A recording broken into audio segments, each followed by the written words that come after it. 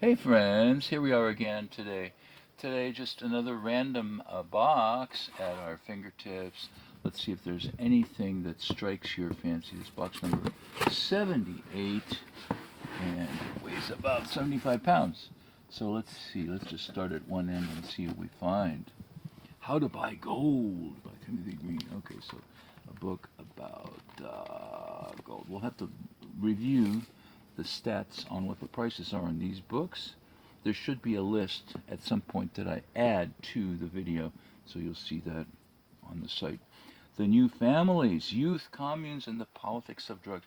So this is one of these books from like the 1970s. It goes into drugs, the drug culture, and everything like that. 1972 basic books. Okay, so that's kind of interesting for people that want to know more about that subject.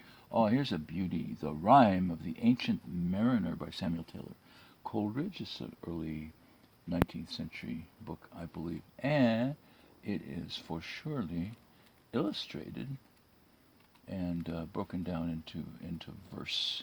So it's a work of art, actually, more than anything else, I guess. It's a first edition. In this edition, of course, it's not the first edition of the Rime of the Ancient Mariner, but this one came out in the early 1990s. Here is the Dred Scott decision of March 6th, 1857.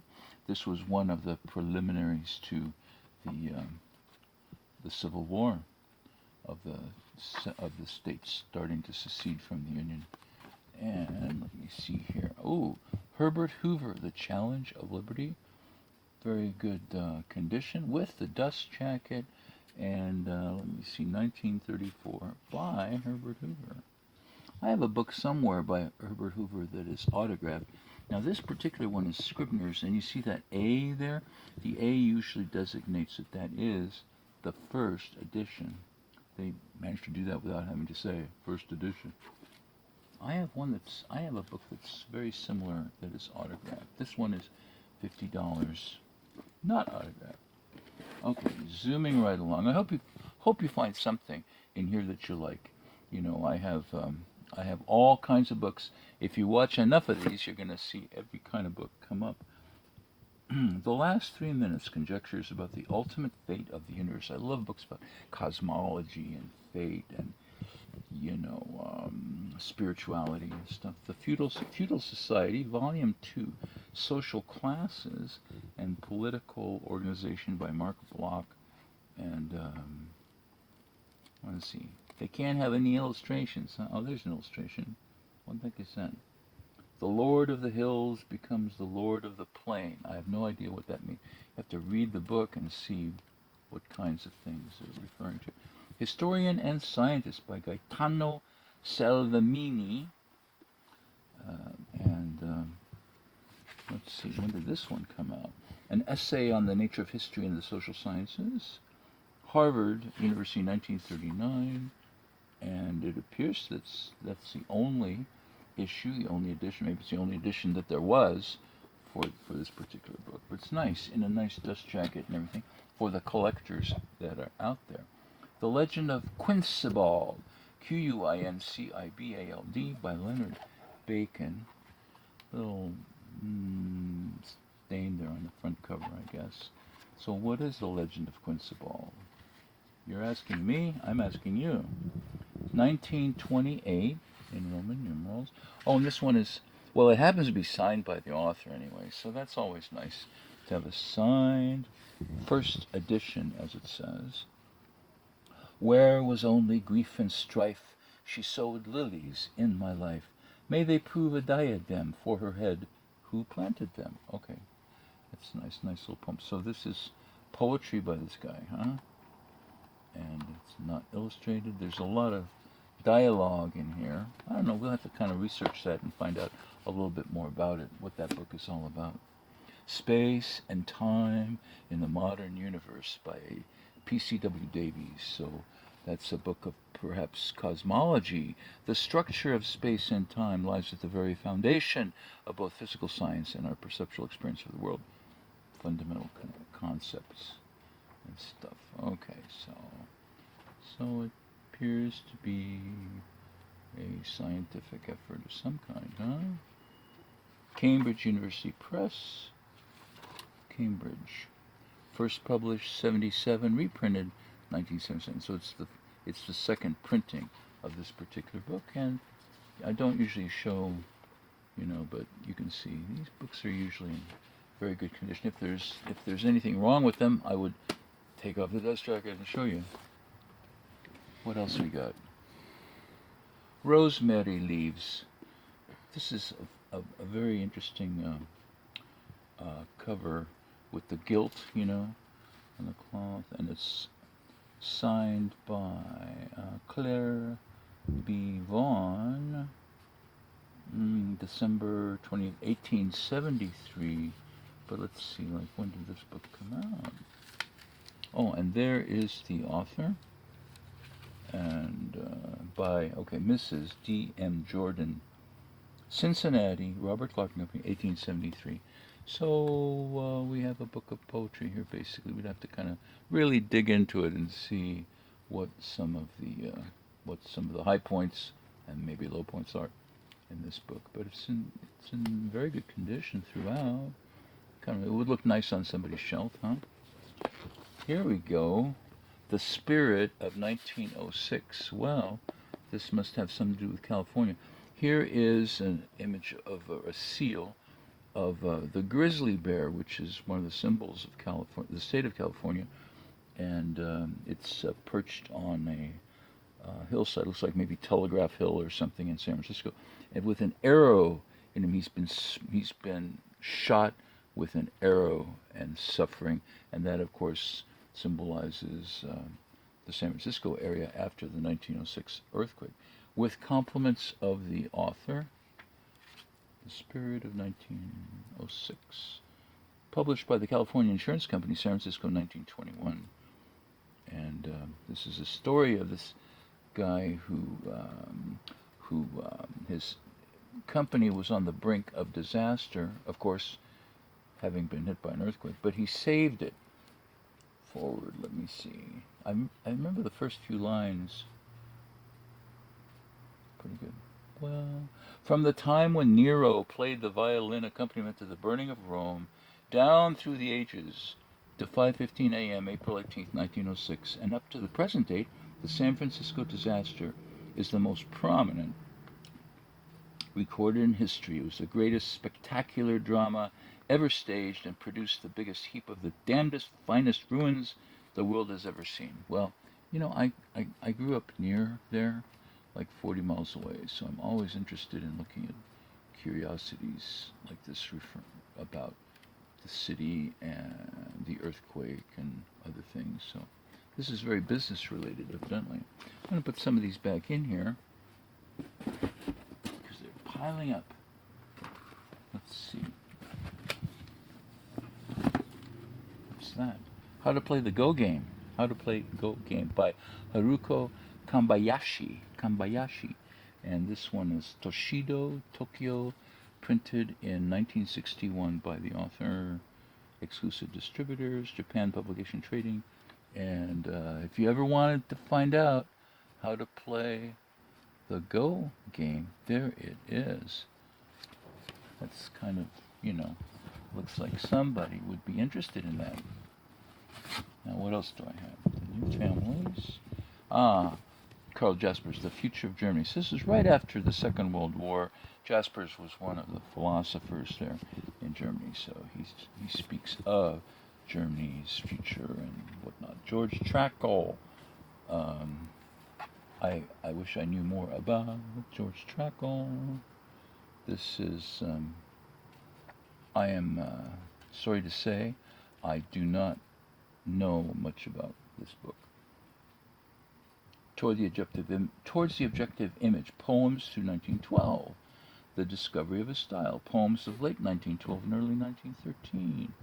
Toward the Demonic Image, Poems of 1914, Trakl, Posthumous. Oh, he died in 1914, so he might have died in the First World War. I'm just guessing that he might have died in the First World War because those years seem to relate to the to that great you know, 4-year-long battle. A very nice condition, though. I mean, I love these handsomely bound books. The Yeats Country, William Butler Yeats, of course, was a great Irish poet, and he epitomized Ireland, and he wrote of the little people and all sorts of other things. And he also ventured into mysticism and metaphysics, and was part of, I believe he was part of the Golden Dawn, which was quite interesting. I don't know much about that particular book. The Almanac Henchette, Petite Encyclopédie Populaire de la Vie Pratique. So this book, which needs a little bit of binding, it's a 1940 edition, came out in France, and it came out actually during the first year of France being involved in the war with Germany. Well, actually, they surrendered. They surrendered by the start of 1940 because they just could not fight Germany alone. And so this is a very interesting little almanac. It is written in French, of course, but you see there might be something kind of interesting in here. So here's the almanac part of it, and here I think is some advertising, isn't it? Where's the advertising? Maybe I'm wrong. A little bit of advertising, but it's a beautiful book. It's a beautiful old book. My goodness, they even have crossword puzzles. So this must be historically significant. Alrighty. So let's see. How far did we get? Did we get to the Tale of the Ancient Mariner yet? We did? Okay. Oh yes, okay. So I've done those. Let's see. Let's keep going in this direction. Saratoga Trunk by Edna Ferber. It's a novel. Here's one where they had this dust jacket, and then they made a hole in the dust jacket, and it actually was a library book at one point, but why? What makes it interesting? Because the book is called The Prophet of San Francisco, Personal Memories and Interpretations of Henry George.